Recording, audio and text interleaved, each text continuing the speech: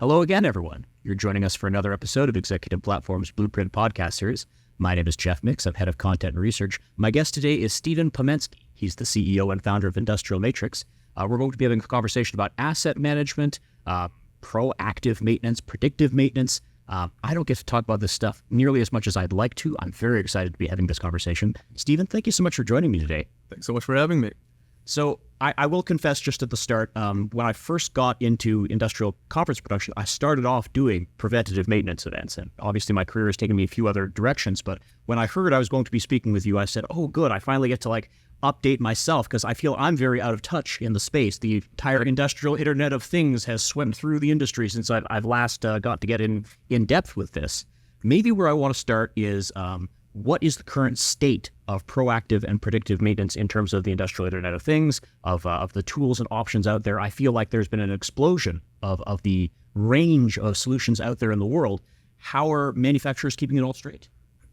But I mean, you're talking about in general in terms of the industry? However you want to start, and then we'll get the ball rolling. Absolutely. So we're in that ramp up phase where it was kind of a theory.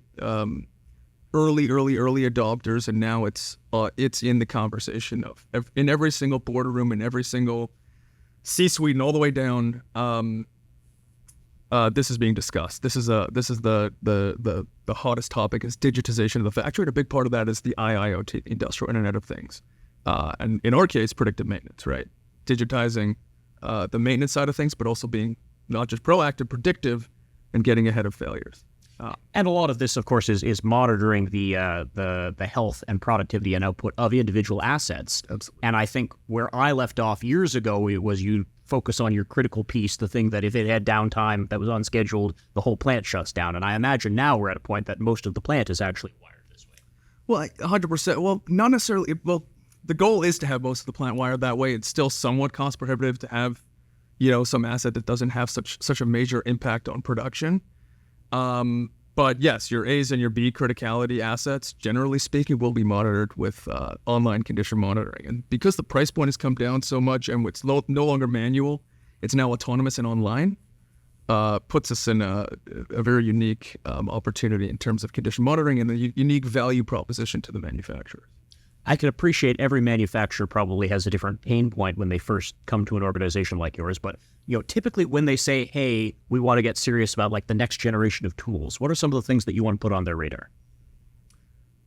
I mean, every company's different. Every company has a different focus. Typically what we see is they start with a very specific problem. We usually wow them with creating a solution for that specific problem. And then the thing explodes, right? Because once you have adoption and momentum, that you really, really see the value of this beyond. I would imagine seeing is believing. I mean, once you've got one really good example, it's an ambassador for everything else you want to do. And then some. Absolutely. One of the things that interests me in the space is, again, 12 years ago, I was having conversations about this, and today people are still having conversations about it. I have to think people installed different systems at different times, doing different jobs.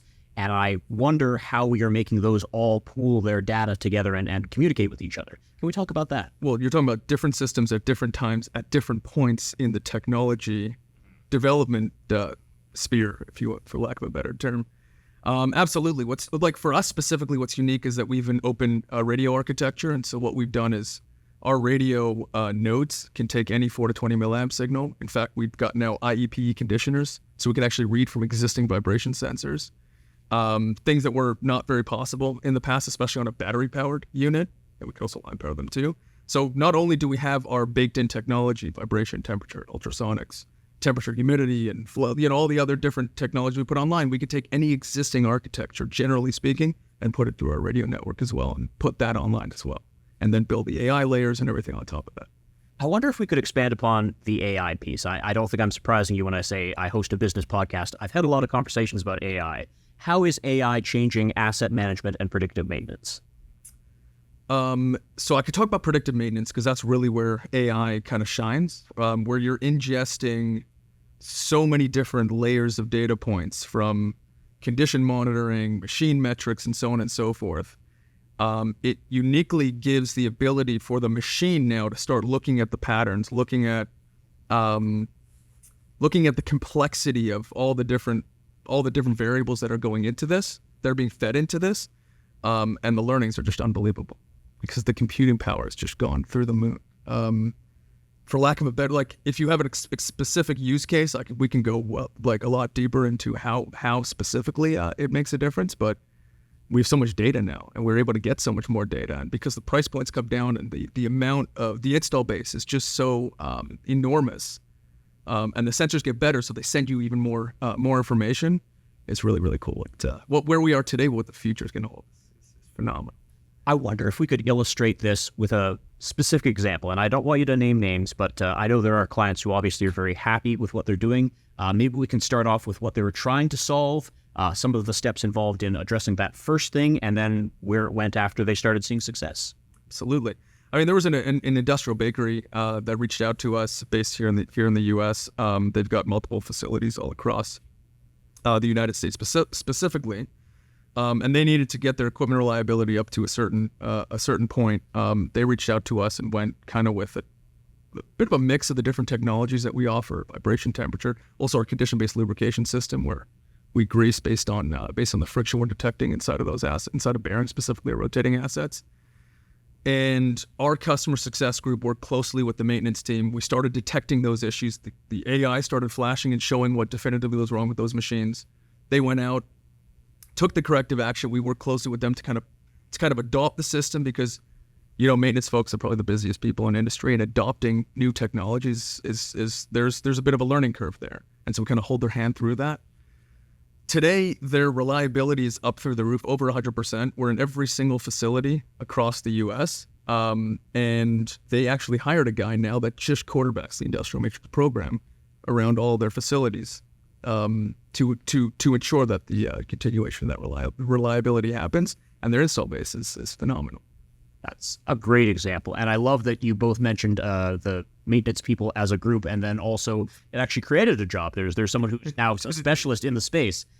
Whenever we talk about a new technology, I always want to take a minute to talk about the people part of this and how their job changed. Because I think a lot of people, when they're presented with a new tool or a next generation of a tool, think, oh, I've just got things the way I like them, and there's a hesitancy, there's a resistance to change. Can we walk through maybe some of the change management you've seen, and when people get it, what changes in their day-to-day? That's a good question. I mean, the resistance to change, you nailed it, right on the head. The resistance to change is a huge layer. Some people are scared, hey, is this going to take jobs away, or is this going to... No, it's just going to enhance your job. It's, in fact, in some cases, it's going to make you a little bit busier, because now you're going to know definitively what's wrong, so you're going to be busy dealing with... but luckily, you're going to be busy dealing with issues that are actual issues, and not doing what we call quote-unquote blind maintenance. It happens. It's something that we have to combat as we educate the customer through this technology, whether it's after they've adopted the technology and they're in our customer success groove and adopting, kind of partnering together, build that, what we call that culture of equipment reliability. That's our big push. Or even at the earlier stage, before they've implemented the technology, and we need to say, this really is not it might be even it's certainly a job enhancer, and it might be a job increaser in some levels. It's not intended to either way. It's supposed to just make equipment reliable.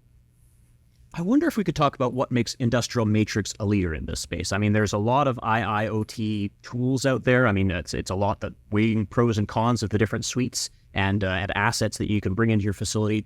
When they're looking at their options, what makes you shine? What is a great example of what you bring to the table? It's funny that the space is certainly very, very noisy. I say these days, everybody and their grandmother's got a vibration and temperature sensor. What makes us shine the most is twofold. One is the breadth offering of our technology. We've got, I believe, to be the widest suite offering of predictive technology in the space today, especially in terms of like the IoT technology companies in the space. But what really, really makes us unique is our people and our obsession of our customers. Your success is my success, and your failure is my failure. Not me as the leader of my specific company. Everybody in the company feels that way. When our customers are successful, it's like, through the moon. And when our customers aren't successful, that's very, very painful. And so it's through that obsession over the customer that two things happen. One is we listen to the customer, so we developed based on them, not what we theorized in some ivory tower somewhere. We actually go to the plant. We spend time with our with our customers, a lot of time with our customers to understand definitively what, not what they're specifically saying, what they're applying to generate that solution, as well as our customer success group to partner together to build that culture of equipment reliability. So that makes all the difference in the world. So it's very much not we sell you the tool, we sell you the software, and then we're hands off. There is a working relationship that is ongoing. Correct. In this specific space, in order to be successful, that ongoing thing, how you would approach that ongoing thing, and how you listen to your customer is going to determine whether or not you're successful.